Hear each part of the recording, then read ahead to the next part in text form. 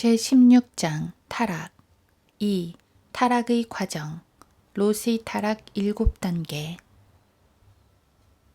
타락은 점진적으로 일어나는 과정이다. 이 과정은 갑작스럽게 일어나는 것이 아니다. 후일 엄청난 죄가 갑자기 밖으로 드러나게 되면 그때는 놀랄지 모르지만 밥 존스 2세가 정확히 말했던 대로 인간의 성품의 모든 비극적 상황의 밑바닥에는 사악한 생각이 오랫동안 지나왔던 흔적이 있는 것이다. 작은 사소한 죄들이 이미 들어와 서서히 번지고 난 후에 충격적인 비극이 등장하는 것이다. 롯의 타락 과정은 이 점을 우리에게 잘 예시해주고 있다. 롯이 타락하게 된 7가지 단계를 살펴보도록 하자. 1. 탐심. 이에 롯이 눈을 들어 요단의 온 평지를 바라보니 창세기 13장 10절. 항상 눈이 주님을 떠나는 첫 번째 요소이다. 이 문제는 이불을 무너뜨린 바로 그것이었다. 다윗도 이 문제로 넘어졌다. 악한 역시 동일한 문제였다. 내가 보고 탐나서 취하였나이다. 여호수아 7장 21절. 이 세상 것들은 매력적이다. 많은 사람들이 잘못된 대상에 그들의 눈을 고정시키는 실수를 저질러 왔다. 바로 이 때문에 욥은 이렇게 고백한 것이다. 내가 내 눈과 더불어 언약을 세웠는데 어찌하여 내가 소녀를 생각하랴. 욥기 31장 1절. 이처럼 탐심은 타락의 첫 번째 원인이다. 예를 들면 하나님을 위해 뭔가 큰 일을 해보겠다는 욕망, 큰 사역을 이루겠다는 욕망, 큰 건물과 큰 땅을 갖겠다는 욕망, 등록 교인 수를 늘리고 교회 수입을 크게 늘려보겠다는 욕망 등이 바로 탐심인 것이다. 성경은 탐심은 우상숭배라고 말씀하고 있다.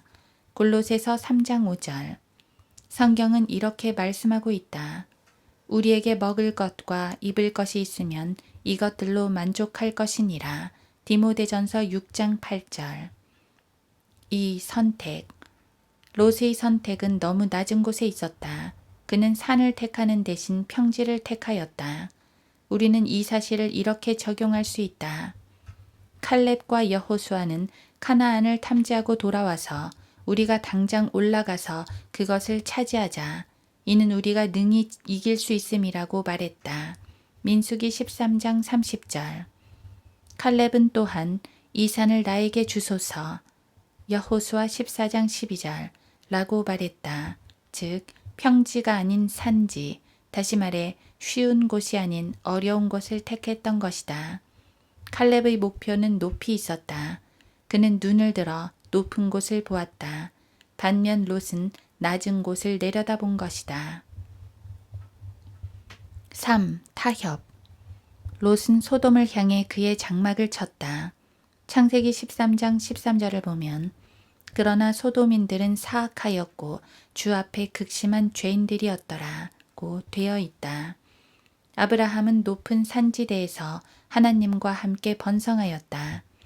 아브라함은 분리주의자였고 반동분자였으며 고립주의자였던 것이다. 롯은 사회 참여와 인종 통합에 관여하다가 망해버린 것이다. 이 세상이 그리스도인을 KO시킬 수 있는 가장 좋은 방법 중 하나는 그리스도인들을 연루시키는 것이다. 성경이 말하는 연루란 세상 제도에 걸려드는 것을 말한다. 바울은 이렇게 말했다. 전쟁에 임하는 자는 아무도 이 생의 일들에 얽매이지 아니하나니 이는 자기를 군사로 뽑은 자를 기쁘게 하려 함이라. 디모데후서 2장 4절. 오늘날 거의 대부분의 미국 교회가 능력이 없는 이유는 이들이 세상 일에 참여 혹은 연루되었기 때문이다. 부르심을 받고 거듭난 자는 시민권이 하늘에 있기에 세상도 세상에 있는 것들도 사랑하지 말라고 성경은 경고하는 것이다. 성경은 또한 사람들 가운데서 크게 높임을 받는 것이 하나님 보시기에는 가증스러움이라고 말씀한다. 누가복음 16장 15절. 주님께서는 또한 나는 세상을 위하여는 기도하지 아니하고 라고 말씀하셨다. 요한복음 17장 9절. 그런데도 어찌해서 그리스도인들이라고 하는 자들이 복지, 게이 해방운동, 환경운동, 윤리실천운동, 인권운동, 경제정의실천운동, 공명선거운동 등에 참여하고 연루되는지 모르겠다. 그런 일에 연루된 사람들은 구원을 제외하고는 만약 구원을 받았다면 모든 것을 잃어버리게 된다. 그들은 무기력한 조직 제2조직원이 되어 그들의 구세주를 십자가에 못 박은 세상의 꽁무니만을 쫓아다니는 것이다. 사회 참여는 그리스도인들이 결코 연루되어서는 안 되는 일이다. 롯이 무너진 것은 바로 그것 때문이었다. 사실 롯은 소돔성의 시의원 혹은 시장 보좌관의 지위에 있었을 것이다. 4. 사로잡힘. 롯은 창세기 14장 11, 12절에서 적에 의해 사로잡혔다. 우리가 죄에 너무 가까이 가면 곧 붙잡히게 된다. 구원받은 술꾼은 술가게를 얼씬거리지 못하게 해야 한다. 구원받은 도둑은 유혹의 장소에서 멀리 떨어져야 한다. 만약 당신이 불장난을 하게 되면 불타버릴 것이다. 만약 당신이 죄에게 손가락을 내밀면 죄는 당신의 손을 붙들 것이고 곧이어 팔을 붙들 것이다. 그 다음은 당신의 몸과 궁극적으로는 당신의 혼을 붙들 것이다. 5. 육신적이 됨.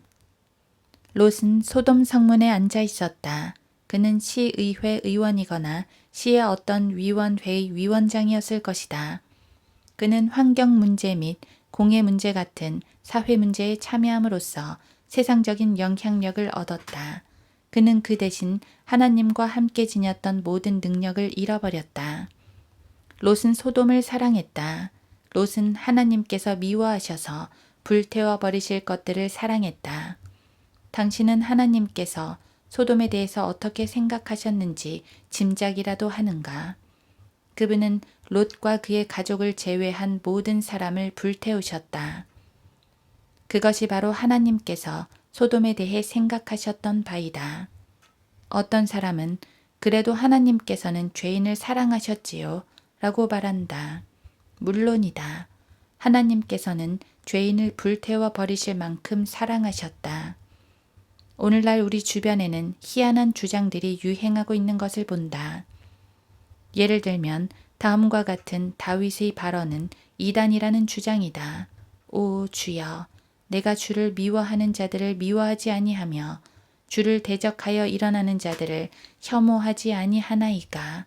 시편 139편 21절. 우리가 다음 구절을 인용하면 히스테리한 반응을 보이는 사람들이 있다.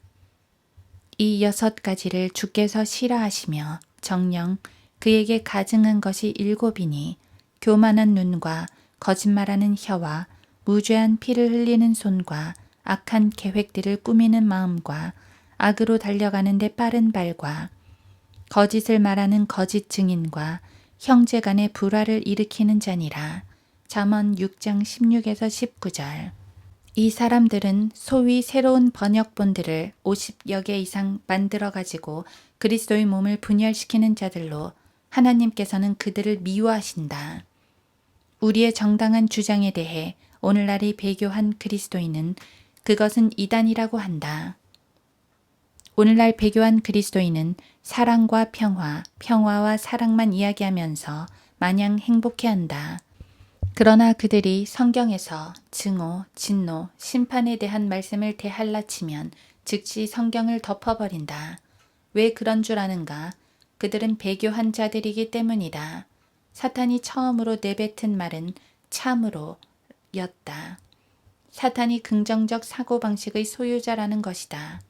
롯은 소돔을 사랑했으나 하나님께서는 미워하셨고 그분의 증오를 보여주시기 위해 그 성읍의 모든 사람을 어린아이와 절름발이까지 포함해서 다 불태우셨다.